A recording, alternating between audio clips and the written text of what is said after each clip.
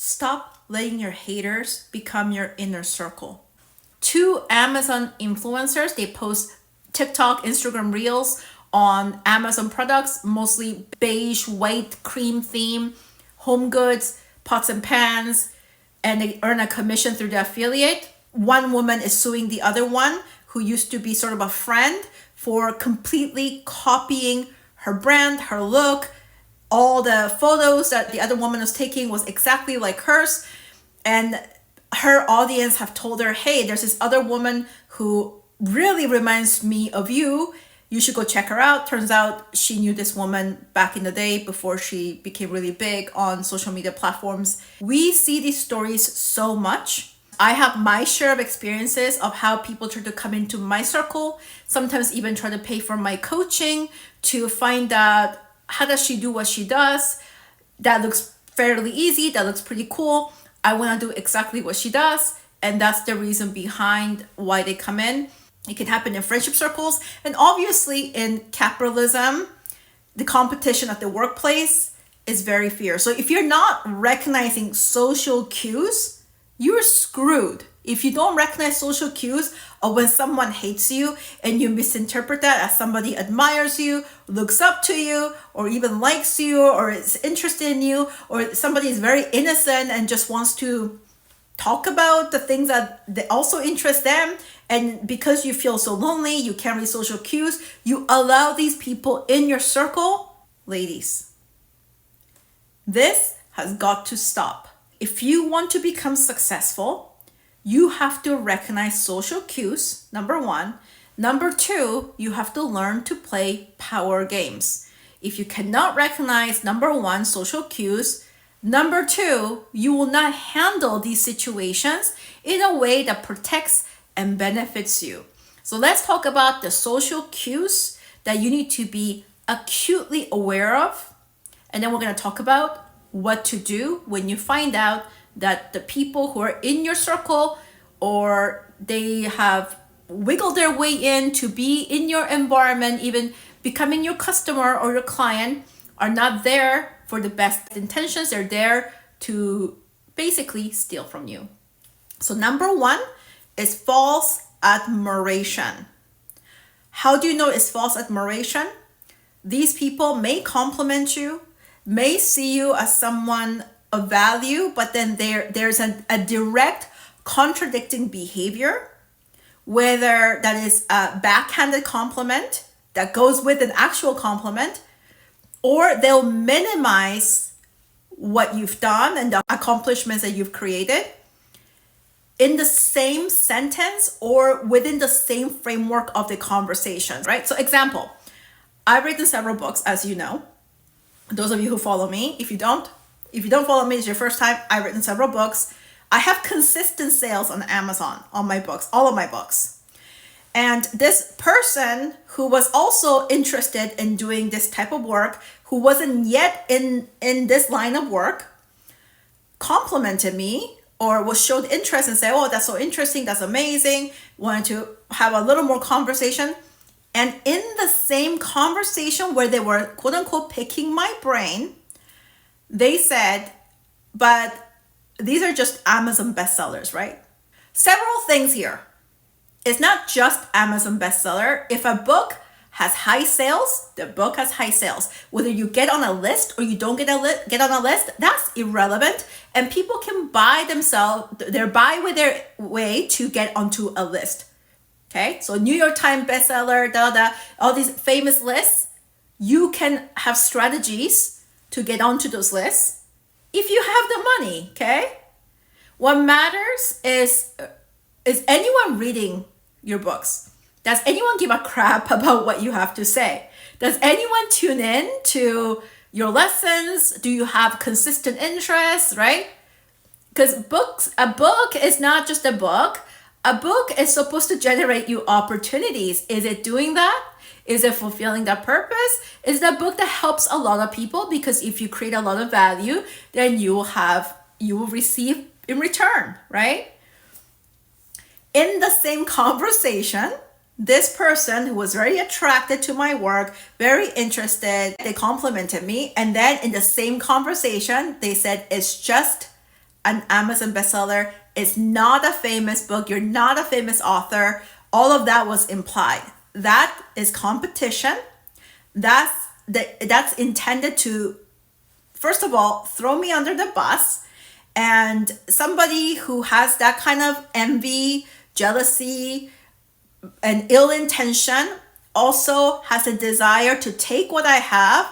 And in order to take what I have, and that can just be energy, creativity, they want to cripple me emotionally. If you have a strong sense of self, you believe in yourself, then you would block that out.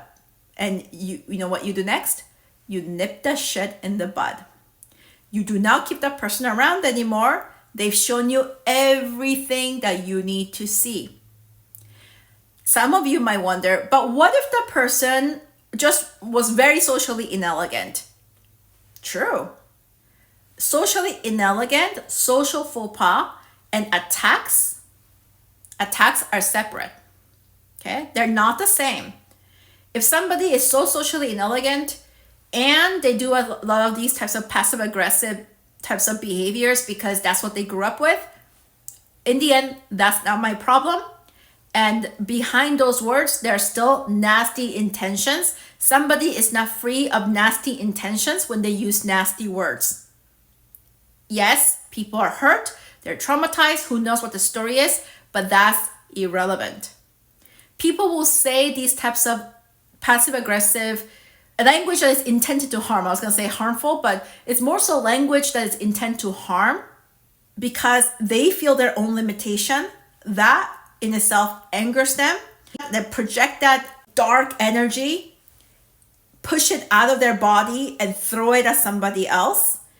And the person that they will project that towards is the person who is already living their dream, because then that creates a kind of a mental confusion for them. In a scenario like this, they're so self-unaware and traumatized, hurt, unconscious that they can't recognize the fear that is blocking them. Generally, these people will not think that they're fearful. They'll see the other person as lucky or probably scam their way. A lot of negative connotation and misogyny towards women. They'll be more so triggered if they already see themselves as superior being due to what they perceive as their education is better. They are maybe from a higher class. Maybe they have more money than you. They feel more secure in patriarchy, like they're married, they have a husband, they have the traditional family model, or they think they're better looking than you from a patriarchal perspective, like they're thinner than you, or they fit into the white standard of beauty better. They racially feel superior to you, or they feel like they deserve more success for whatever reason. And if you, in front of them, have accomplished more and they perceive you as less than, that will create a lot of threat, a mix of confusion, where they, because they're so self-unaware and inarticulate, they can't even properly communicate because they don't really know what they're feeling. They don't want it to be like envy. They will deny that it's envy or jealousy or anything like that, because then that already is admitting that they see you as better than. So they'll never go there. Instead, they'll find ways to put you down, ruin your reputation, or simply to swoop in and steal your stuff. For those of you who are in business, we understand intellectual property, right? If you have a product, patent, this happens all the time. The person who maybe is your competitor, but someone who's not even remotely close to being a competitor will oftentimes become your customer to steal from you. There are several businesses I really believe in, like Pufflex athletic wear. I really love the stuff, and more than anything, I love what the company stands for. So I buy from them. I stop buying Lululemon. I don't buy from other brands like Fabletics or what's the other one? Alu, is that how you say it?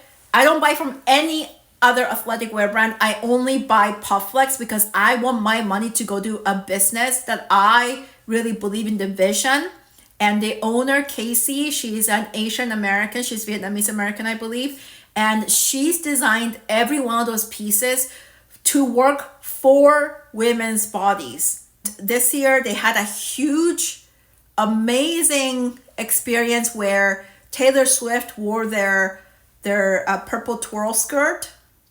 There is like a ballet skirt, but it's athletic wear in one of her videos. And their brand went viral because that's the founder's original design. And then there was a whole bunch of copycat of the same skirt that appeared all over, like on Shein, Temu, on Amazon, all these copycats that happened.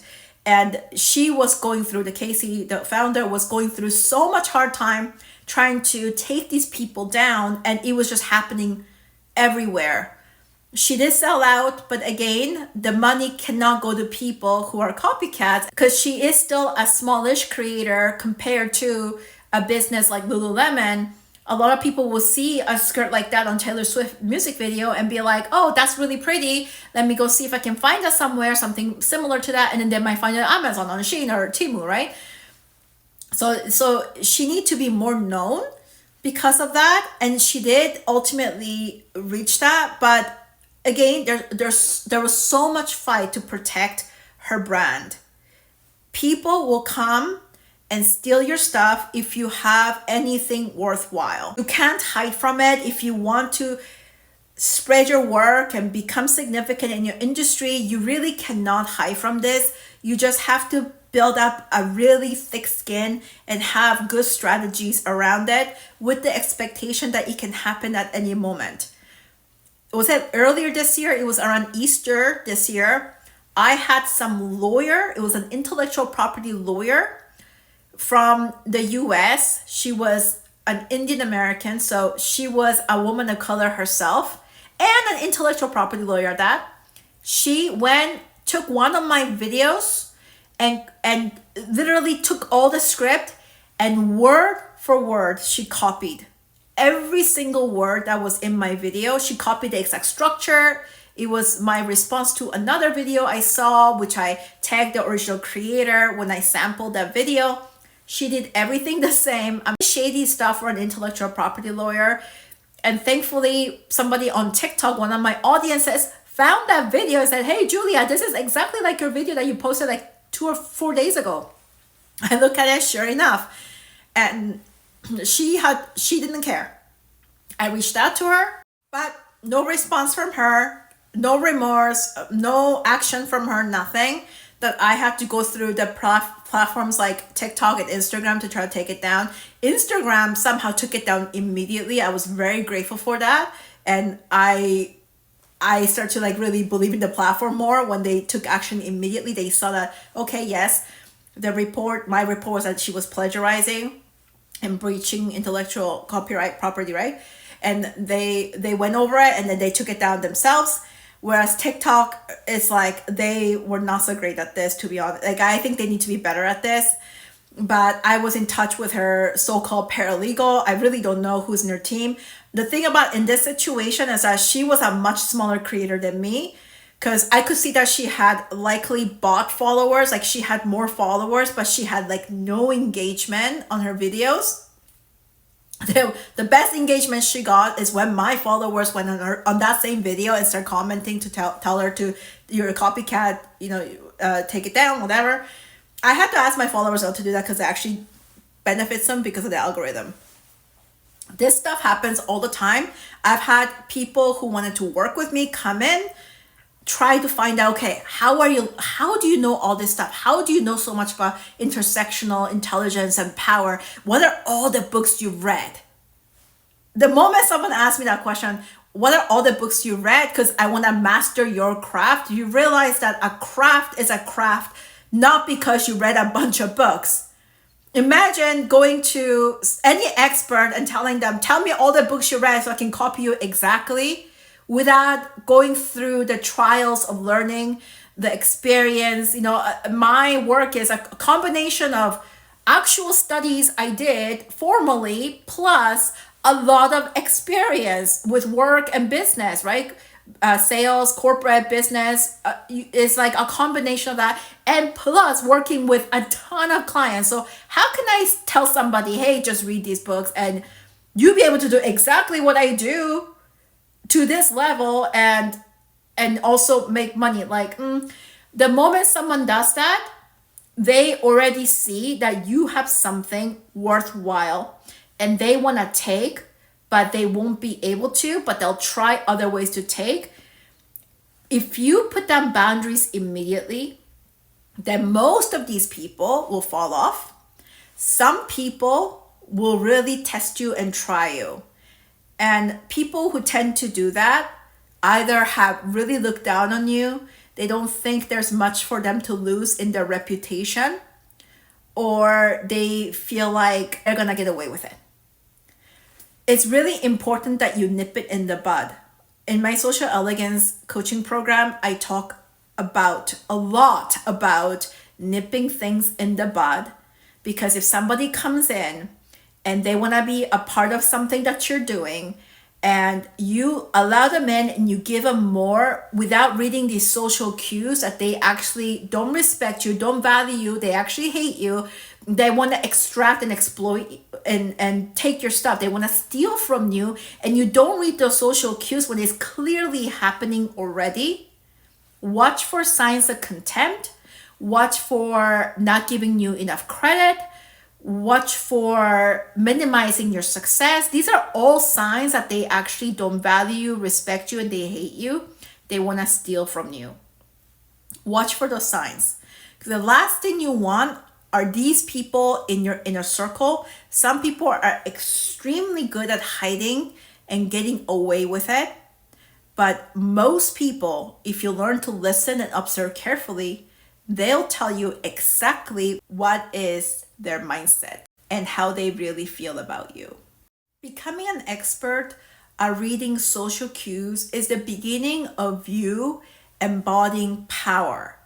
Then from that place, you need to strategize based on the person that you're dealing with in front of you, because context is different, right? Depends on who you're dealing with, how you behave, and how you're going to safeguard yourself, how you're going to protect, and how you're going to assert and let them know clearly with clear signal that they may not do this because there will be consequences. People will try to threaten you. People will try to outsmart you, and they'll do it in various ways. You need to watch for the signs and make sure that you do not let them in. Do not give them a lot of the information. Do not overshare. You have to know how you come across to people. Intersectional intelligence. So I'm not gonna ever respond to someone like I'm a white man. Very direct, bold, confrontational. I'm gonna choose much more subtle ways to avoid creating a big shit show with these counterforces. If you're interested in doing this work at a deeper level, if you've always had a hard time reading these social cues, dealing with difficult people, dealing with challenging situations, and coming out of those situations winning, getting what you want, then you want to go down to the description and watch the social elegance presentation. And if you do resonate with that, then we have an info session for the social elegance program that we're starting in January. So you can find the link underneath that video. If you find this video much later, we'll have something else that's gonna link you down to how you can work with me and work with my team. So you can also follow the same process of what's in the description box. We also have a free community, and we have in that community a way to get into a paid membership. Now, at this moment, if you join before December 5th, this is very time specific, December 5th, 2024, then you get to be in the paid community with workshops and challenges for free until the end of January. So the paid membership will kick off in January 2025. We have a goal setting workshop. You need to know how to set goals that free you and how to take strategic action to be an achiever. And then we have challenges that go with the same theme. In February, we have financial literacy. If you join now before December 5th, thankfully you find this video before then you can come to the whole month of January for free, which is awesome. It's an extremely good deal because the power planning workshop every year has sold out. I've been giving it every single year and it's always been very full. Lots of people were always interested in it. It's a very popular workshop. I have my way of goal setting, so you're gonna love all of that. So I recommend that you join that. And we have December workshops happening too. These are all related to power, by the way. So if you feel powerless, a lot of it has to do with your upbringing and your relationship with your parents.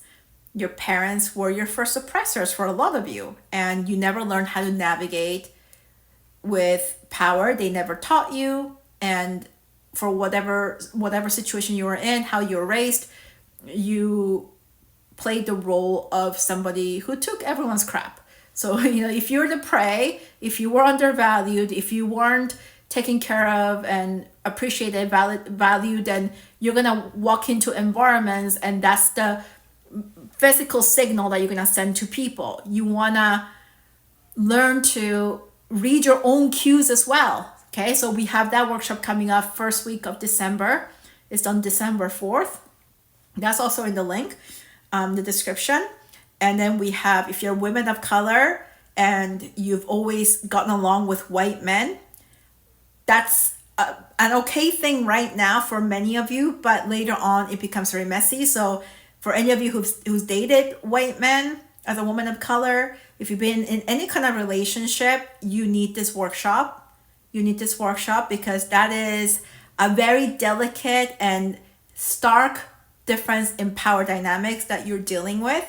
And you need to have your eyes wide open and be very strategic in these partnerships. And then third, we have a workshop for mothers who do not want to be the good girl. They want to be the bad bitch. You want to raise children who are empowered, who are your legacy. So that workshop is happening on the third week of December. I look forward to seeing you in these workshops. I look forward to seeing you in our community. Please join it quickly. So it's free for you. The best way to click on that link is to use your web browser. There's like an in-app purchase thing that is a little more complex. So if it's not working for you on your phone, please go to a web browser and it's gonna work flawlessly. Join that, and of course you can come to the info session. You can do all of these things and it would be lovely. If you don't follow me on TikTok and Instagram, please do so because we're gonna do a giveaway very soon on those platforms. So I look forward to seeing you there. Thank you so much. Thank you for being here. What did you learn today that helped you the most around social cues? Please go down to the description or to the comment section and comment there because I love to read all your comments. And I look forward to coming back with another helpful video that's going to help you become the powerful bad bitch. Thanks so much, everyone. It's Julia Cha. See you in my next video.